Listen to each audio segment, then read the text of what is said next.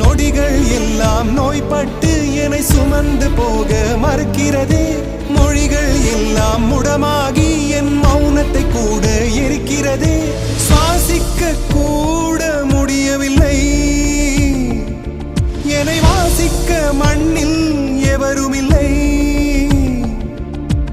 என்னை எனக்கே பிடிக்கவில்லை, காரணம்